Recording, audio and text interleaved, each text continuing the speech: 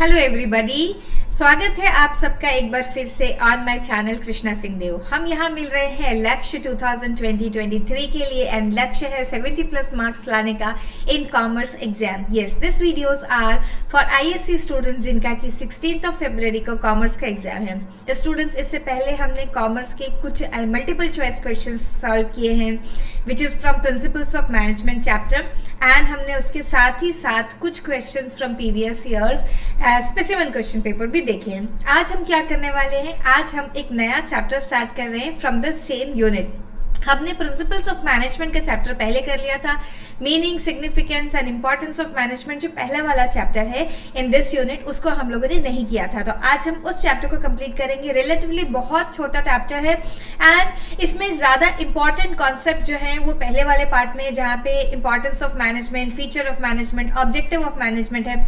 जहाँ तक ये बात है मैनेजमेंट के फंक्शंस की, उनके ऊपर बाद में सारे बड़े बड़े चैप्टर्स दिए हुए हैं, तो उन फंक्शंस को यहाँ से उतना ध्यान से आपको नहीं पढ़ना है। Because if I talk about planning, organizing, staffing वगैरह सबके ऊपर एक एक चैप्टर दिया हुआ है, तो उसे नहीं पढ़ना है ध्यान से। One more important thing from this chapter, management is a science, management as a discipline, management as an art, इन सब के बारे में भी SQP में भी एक क्वेश्चन आया हुआ है जहाँ पर मैनेजमेंट को as a science I think define करने के लिए पूछा गया है। साइंस या art, I am not very sure, लेकिन there is one question in section B 4 marks का।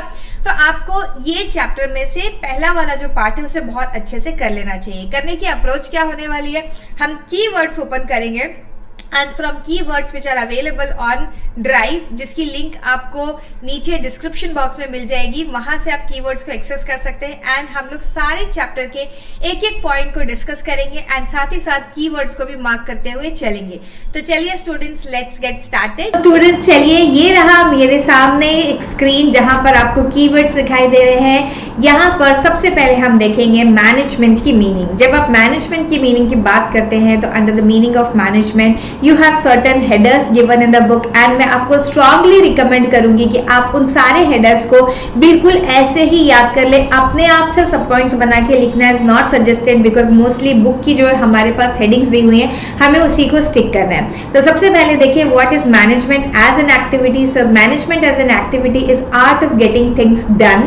It guides, directs and regulates the activities. Okay, so the first part of management, the meaning of management as an activity में आपको ये लिख कर आना है। Then management as a group, जब हम बात करते हैं management as a group, so we are referring to the people who are actually doing the work of management, means getting things done from other. So यहाँ पर आता है line supervisors, rule making and rule enforcing bodies. So we are referring to the bodies who are individuals who are actually doing the management.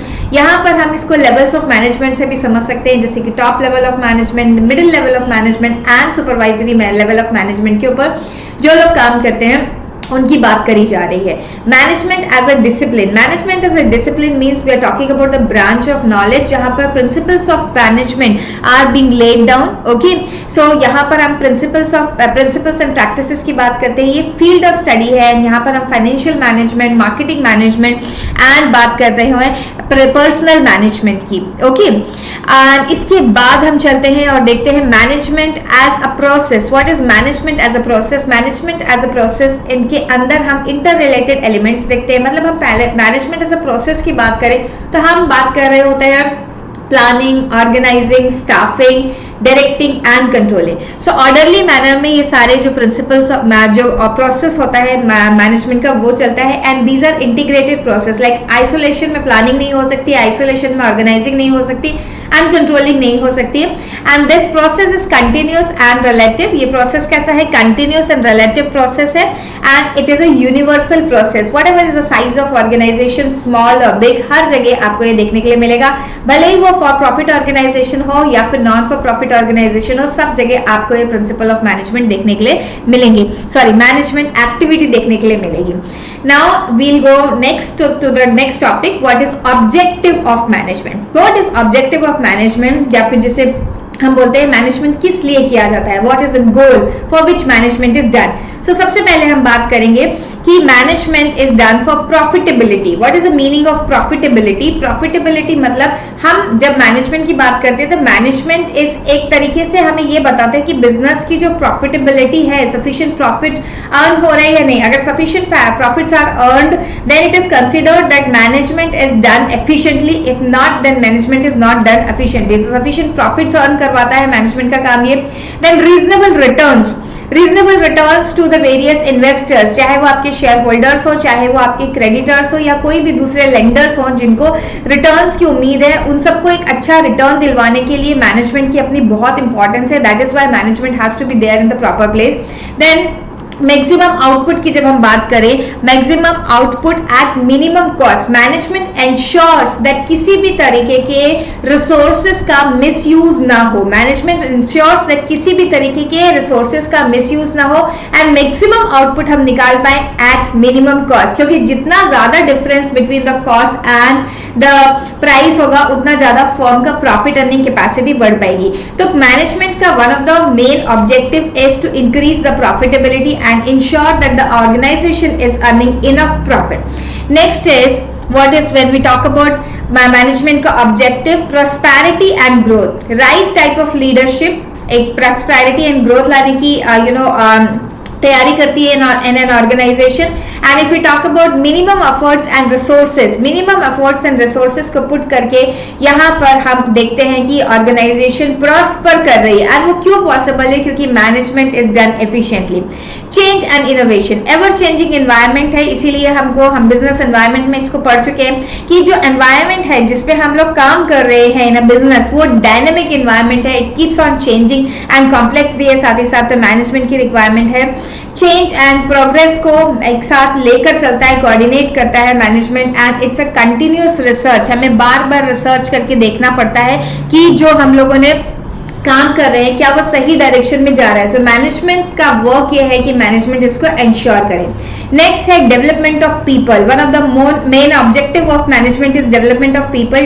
Human development का human talent का development करता है, skill and technical competence को develop करता है and training and participation को increase करता है। Okay, so this is how management helps in participation in management को इंक्रीज करता है। So this is how management helps in the development. Okay, human development के लिए, ह्यूमन टैलेंट के development के लिए। In fact discipline and moral, exercising authority, assigning responsibility and evaluation, ये सारी चीजें करके मैनेजमेंट हम लोगों का वर्कर्स के मोरल को इंक्रीज करता है एंड डिसिप्लिन को मेंटेन करके रखता है। इंप्रूविंग इमेज, इन स्मूथ अगर मैनेजमेंट होगा किसी भी ऑर्गेनाइजेशन का तो उसकी जो इमेज है वो काफी इंप्रूव हो जाती है। इसे कंसिडर किया जाता है कि yes, organisation is well in the well run and organisation is in the right hands. Then quality goods at fair prices. Management का एक काम ये भी है कि वो quality goods at fair prices सब लोगों को अवेलेबल कराए, उसके लिए मैनेजमेंट का एफिशिएंटली रन होना इंपॉर्टेंट है। So all these are the objectives of management, why management is done. So quality good at fair prices के आपके कीवर्ड्स देख लीजिए। Products of the better quality at reasonable prices, एक keyword ये है and दूसरा है reduce cost of production. So बच्चों, आपको करना क्या है? आपको एक बहुत इंपॉर्टेंट बात ये याद रखनी है कि जब भी आप लर्न कर रहे होंगे आपको हेडर्स ऐसे के ऐसे बुक से लर्न करने की कोशिश करनी है एंड साथ ही साथ इस बात का ध्यान रखना है कि आप सारे के सारे कीवर्ड्स को लर्न करें, क्योंकि उनको आपके आंसर्स का पार्ट बनना है। ऑब्वियसली जितना टेक्स्ट बुक में लिखा हुआ है उतना सारा टेक्स्ट आप लर्न नहीं कर पाएंगे, लेकिन ये बहुत इंपॉर्टेंट है कि आप उस टेक्स्ट में से कुछ कीवर्ड चुन के बाहर निकाल दें और उनको रिपीटेडली आप अपने आंसर्स में इंक्लूड करने की कोशिश करिए। Your answer should revolve around these keywords, then only you are going to get good marks. Otherwise commerce में बच्चों को बहुत बड़ी परेशानी ये होती है, वो लगता है उनको ऐसा लगता है कि हमने तो काफी लिखा था लेकिन मुझे मार्क्स नहीं मिले। मार्क्स इसलिए नहीं मिले क्योंकि आपने कीवर्ड्स तो लिखे ही नहीं है। कीवर्ड्स का लिखना बहुत इंपॉर्टेंट है। चलिए अब जाते हैं next topic for the today. आज के लिए इतना ही करेंगे हम। यहाँ पर नेक्स्ट टॉपिक में जा रहे हैं एंड नेक्स्ट टॉपिक में आपके पास अवेलेबल है what are the characteristics of management.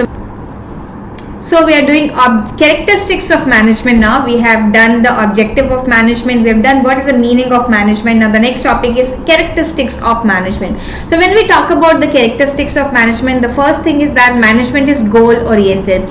What type of goals are tried to be achieved by exercising management? That is economic and social goal, and it operates to secure the certain results that can be related to profits, that can be related to the image of organization, and that can be any other social goal as well. Then purposeful activity है management, इस word को भी आपको include करना है that management is a purposeful activity. Now when we talk about management, management is always universal. Universal means what? Management is applicable for all type of organization, whether they are for profit organization or for not for profit organization, small organization, big organization, it does not matter what is the form of business. Everywhere management is important and management is to be seen. So it is all pervading, and every level of authority, whether it is top level of management, middle level of management, or lower level of management, or which is called supervisory level of management, everybody has to exercise management in order to get the work done. Next is system of authority. What is management? Management is a system of authority. It's a rule making and rule enforcing authority, we can say that. It is social process, getting things done through the other people and desired result. But it's a social process in which you are not, commanding all the time. You are using various ways, which is what we have studied in principles of management. Sometimes by appreciating, sometimes by reprimanding, sometimes by disciplining them, sometimes by laying down the rules and all. Next is management is a dynamic function. What is the meaning of dynamic function? Means management is policies and practices, and it's a never ending function. It will continue till the eternity, till the time organization is there and their management is there. Then it's art and science. Management is considered to be art and science both. It's a universal application, and personal skills of managers are being used over here. Then we see distinct entity. Why management is considered as a distinct entity? Because it is distinct from activities. This involves techniques and procedure. Intangible. Management can be felt, but it cannot be seen. It is invisible force. Creative. It's unifying force, and it reconciles goals and activities and human efforts. So managers' skills are used over here so that they can be more creative and they can get the work done in the most efficient manner. Next, multidisciplinary. Knowledge drawn from economics, sociology, psychology also. Everything is being included over here because we are dealing with the human beings over here. Then it is integrating process, means it's productive. So students, these were the characteristics of management, and very often it happens so that students get confused between the objectives and characteristics. So my suggestion to you is that you write it many a time so that you don't get confused, and if possible write it down somewhere in the chart paper. And if the time is not permitting, because now exams are very close, then at least you have some kind of rough notes with you, some running notes. Instead of having notes in the very good handwriting, somewhere you have to chalk it down, or simply just xerox from your book and paste it in front of you wherever you are studying on your study table, so that you can go through it again and again, because multiple time reading only is going to help you. So that's all for today, students. We will be meeting once again. We will record the remaining part of the lecture in that class, and we will try solving some multiple choice questions also. The approach for the whole Lakshya batch is that we will focus on the small concepts, then we will do related to this as many questions as possible, so that that concept is permanent in your mind. That's all students. Have a great day, and yes, channel को subscribe करना मत भूलिए, and video को like and share करना भी मत भूलिए. Have a great day. Bye.